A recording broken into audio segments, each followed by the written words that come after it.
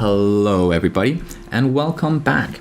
Now in this lesson here, we're going to be working on the shadows, and then the coming one, the highlights.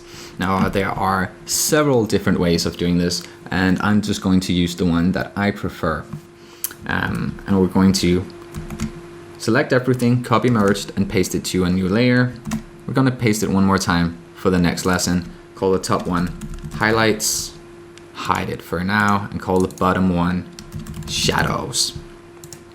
On this one, go into either levels or curves, which either suit you more. For me, in these situations, I like working with levels, but you can achieve the same results using either levels or curves, so that is up to you. Now basically what you want to do here is drag everything down to get a really dark, shadowy look on her skin. We are looking at the skin tones right now. We're doing hair and everything later, but basically get some dark skin tones. So something along the lines of this. And then what you want to do is apply a layer and invert that layer.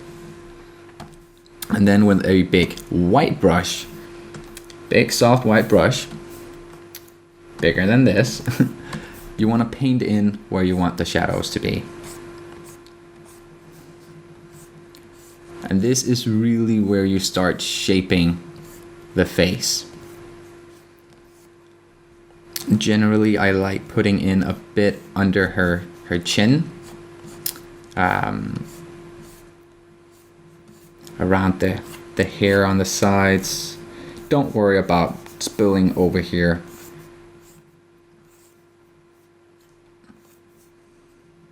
And basically, you just want to go in and do this all the areas that you want the shadows to be. Don't worry about the hair, lips, and eyes. We will be doing those separately later. Doing a bit on the side of her nose to sort of accentuate that.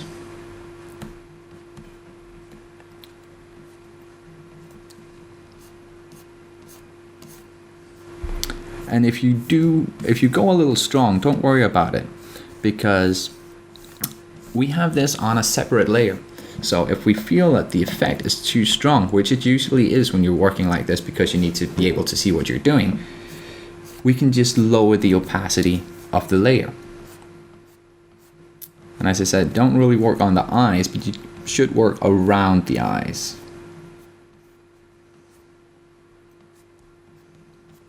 And of course, one of the great things about working on a mask is that if you make a little mistake somewhere, it's really easy to change that.